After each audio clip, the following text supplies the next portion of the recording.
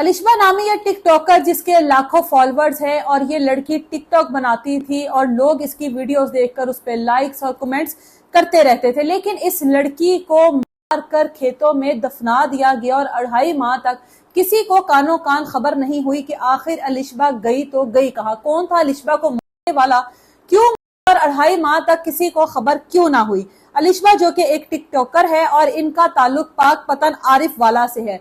मोहम्मद नवाज जो कि शादीशुदा शख्स है, आसिया इसकी बीवी का नाम है, लेकिन इसके घर में औलाद ना हो सकी, सालों गुजर गए और औलाद जैसी नेमत से ये महरूम था। अब नवाज का ये काम था कि वो अक्सर जब भी फारिग होता टिकटॉक बहुत ज्यादा इस्तेमाल करता था, देखता था, और एक दिन टिकटॉक देखते देखते वो अलिशबा की आईडी तक जा पहुंचा। अब अलिशबा उसको पसंद आई, अलिशबा की वीडियोस देखता था, उन पर लाइक्स करता था, कमेंट्स करता था, और इस तरह से जब बार बार नोटिफिकेशन जाता था तो इन दोनों की आपस में मैसेजिंग पर बात शुरू हुई टिकटॉक के प्लेटफॉर्म से, और फिर नंबर एक्सचेंज हुए और दोनों की दोस्ती हो गई। अब ये दोस्ती बढ़ते बढ़ते मोहब्बत में तब्दील हो गई। नवाज ने अलिशबा को अपने बारे में सब कुछ बताया कि मेरी शादी हो चुकी है, आसिया मेरी बीवी है, लेकिन मेरे घर में औलाद नहीं, मैं इस चीज को बहुत महसूस करता हूँ। अलिशबा उसको बताती है अपने बारे में कि मैं तो बस वीडियोस ही बनाती हूँ, मेरे माँ बाप सर पर नहीं है, भाई के घर में रहती हूँ, और ना तो मेरी कोई मंगनी हुई, ना कोई शादी की बात, ना ही कहीं पर कोई रिश्ता पक्का हुआ। अब ये दोनों फैसला करते हैं कि हम दोनों को शादी कर लेनी चाहिए और एक दूसरे के साथ हम लोग अच्छी जिंदगी गुजार सकते हैं। अलिशबा अपने भाई नईम से इस बारे में बात करती है कि भाई इस तरह से एक नवाज नामी शख्स है जिसकी शादी हो चुकी है, औलाद नहीं है, लेकिन मेरे साथ उसकी जो सोच है वो बहुत अच्छी मैच होती है, मैं चाहती हूँ कि मैं उसके साथ शादी कर लूं। जिस पर भाई साफ इनकार कर देता है कि क्या तुम पागल हो कि एक शादीशुदा शख्स है जिसकी औलाद नहीं है, यकीनन वो औलाद के लिए तुमसे शादी करना चाहता है। अभी की बातें बहुत अच्छी लग रही है, लेकिन कल को जब कुछ साल गुजरेंगे तो मामला बहुत खराब होंगे, तो अलिशबा इस चीज से बाज आ जाओ। लेकिन अलिशबा डट गई और इस बात पर डट गई कि मैं नवाज से ही शादी करूंगी, और एक दिन रात के अंधेरे में वो घर से भाग जाती है, नवाज के साथ जाकर कोर्ट मैरिज करती है और उसके बाद अपनी नई जिंदगी का आगाज करती है। अरसा गुजरता गया, अलिशबा के घर में एक बेटे की पैदाइश हुई जिसका नाम वो रखती है एहतशाम। अब जब एहतशाम उसके घर में पैदा हुआ तो अपने बच्चे को अपने भाई के घर लेकर जाती है, भाई के आगे ले जाकर कहती है कि भाई मेरे से सुलह कर लो, देखो मैंने तुम्हें कहा था कि मैं एक अच्छी जिंदगी गुजारूंगी, आज अल्लाह ने मुझे बेटे जैसी नेमत से भी नवाज दिया। भाई आगे बढ़कर बेटे के सर पर प्यार करता है और इस तरह से इन दोनों की सुलह हो जाती है। अब जब सुलह हो जाती है, चीजें जो है बहुत ज्यादा बेहतर हो जाती है। उसके बाद अब जो नवाज है उसके घर वालों को यह पता लग जाता है कि नवाज शादी कर चुका है, वहां पर इसकी एक औलाद भी है। पहली बीवी जो है, जो कि खानदानी बीवी होती है, वो जीना हराम कर देती है। वो कहती है कि मुमकिन ही नहीं कि मैं तुम्हें उस औरत के पास रहने दूं।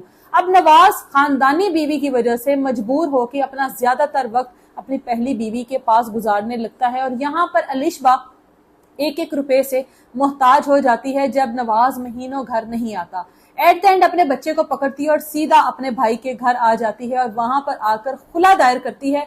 खुला दायर करने के बाद तीनों नोटिस मिल जाते हैं और प्रॉपर खुला हो जाता है। उसके बाद नवाज के ऊपर अदालत की तरफ से खर्चे का हुक्म जो है वो दिया जाता है कि तुमने अपने बच्चे को खर्चा देना है, और नवाज अपने बच्चे को खर्चा देता था लेकिन उसको मुलाकात करने की इजाजत नहीं थी। फिर अदालत के थ्रू ही वो अपने बच्चे से मुलाकात की इजाजत लेता है और महीने में 2 बार अपने बच्चे से मुलाकात करने के लिए आता है।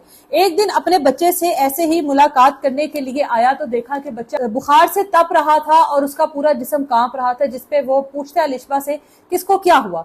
अलिशबा कहती है कि इसको बुखार हुआ है, मैं दवाई दे रही हूँ, इंशाल्लाह ये ठीक हो जाएगा। कहता है नहीं, ये ठीक नहीं होगा, मेरा एक जानने वाला डॉक्टर है, तुम इसको उसके पास लेकर चलो ताकि वो ठीक हो। जिस पर अलिशबा पहले इनकार करती है, लेकिन वो कहता है अगर मेरे बेटे को कुछ भी हुआ तो मैं तुम्हें नहीं छोड़ूंगा। इस बात पर थोड़ा डर जाती है कि कहीं वाकई बच्चे को कोई नुकसान ना हो जाए, ये सोचकर उसके साथ चल पड़ती है कि चलो दिखा लो किस डॉक्टर को दिखाना है। 20 अप्रैल को नवाज और अलिशबा अपने उस बच्चे एहतशाम को लेकर दवाई लेने के लिए घर से जाते हैं, और उसके बाद जब दवाई लेते हैं तो नवाज अलिशबा को कहता है कि मैंने घर में कुछ कपड़े लेके रखे हैं, वो भी जाते हुए ले जाना। जब घर में ये लेकर जाता है, अलिशबा को भी घर में दाखिल होता है तो अलिशबा के सर पर डंडे से वार करता है, वो वहीं पे बेहोश हो जाती है। वहां पर उसके साथ ये अपनी हवस बुझाता है और उसके बाद उसको मारकर खेतों में दफन कर देता है और अपने बेटे को लेकर वहां से फरार हो जाता है। 20 अप्रैल का یہ وقوع ہے اور 2.5 ماہ گزر جانے کے باوجود بھی کسی نے پتہ نہیں کیا کہ آخر الشبہ گئی تو گئی کہاں پر ہے، کس حال میں ہے، زندہ ہے، مردہ ہے، کسی کو اس بارے میں کچھ بھی پتہ نہیں تھا۔ ایک دن الشبہ کی شادی شدہ بہن گھر میں آتی ہے اور اپنے بھائی سے پوچھتی ہے کہ بھائی الشبہ کہاں ہے، جس پر بھائی کہتا ہے وہ تو 8 سے 2.5 ماہ پہلے اپنے شوہر نواز کے ساتھ گئی تھی، دوائی لینے واپس نہیں آئی۔ بہن کہتی ہے اور آپ لوگوں نے پتہ بھی نہیں کیا کہ وہ کس حال میں ہے؟ کہتا ہے پہلے بھی تو ایسے ہی گھر سے گئی تھی، یقیناً دونوں کی آپس میں صلح ہو گئی ہوگی۔ بہن اپنی طرف سے دباؤ دیتی ہے کہ جا کر اپلیکیشن درج کروائیں، ان دونوں کی خلا ہو چکی تھی، صلح کیسے ہو سکتی ہے؟ اب بھائی پولیس اسٹیشن جاتا ہے اور جا کر تمام تر معاملہ پولیس کو بتاتا ہے اور ایک FIR درج ہوتی ہے جس میں نامزد نواز کو کیا جاتا ہے۔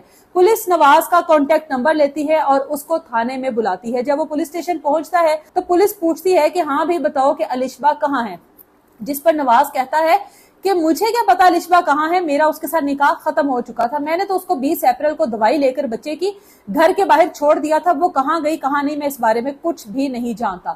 اب جب پولیس اپنے طریقہ کار سے اسے پوچھتی ہے تو یہ فوری طور پر بریک ہوتا ہے اور پولیس کو بتاتا ہے کہ جی بالکل میں نے اس کو مار دیا۔ اب پوچھا جاتا ہے کہ مارنے کی کیا وجہ تھی، جس پر کہا جاتا ہے کہ ٹک ٹاک پر میری اور اس کی بات چیت ہوئی، ملاقات شروع ہوئی، دوستی ہوئی، شادی ہوئی، پھر میں نے اس کو ٹک ٹاک بنانے سے روک دیا، پھر میرے گھر والوں کے دباؤ کی وجہ سے مجھے اپنی پہلی بیوی کو پراپر وقت دینا پڑا اور اس نے میرے سے خلا لے لیا، لیکن خلا لینے کے بعد دوبارہ سے یہ اسی طرح سے ویڈیوز بنانے لگی اور اب مجھے گمان تھا کہ یہ دوبارہ سے کسی اور کے ساتھ دوستی کر چکی ہے اور اب یہ کسی اور کے ساتھ شادی کرے گی۔ میں یہ سوچتا تھا کہ اگر یہ کسی اور کے ساتھ شادی کر لے گی تو میرے بچے کا کیا بنے گا، اس غصے میں اس تیش میں آ کر میں نے اس کو مار دیا۔ پوچھا جاتا ہے مار تو دیا، وہ ہے کہاں، اس کا جسم کہاں ہے؟ تو پھر نشاندہی کروائی جاتی ہے اور ان کھیتوں میں سے جا کر الشبہ کی باقی کی جو باقیات ہیں ان کو نکالا جاتا ہے۔ اب یہ جو نواز ہے پولیس کی حراست میں ہے، اس کو چلان کر کر پولیس نے جیل بھیج دیا۔ پوچھا جاتا ہے کہ وہ بچہ کہاں ہے جو کہ تمہارا اور الشبہ کا تھا، تو کہا جاتا ہے کہ وہ میری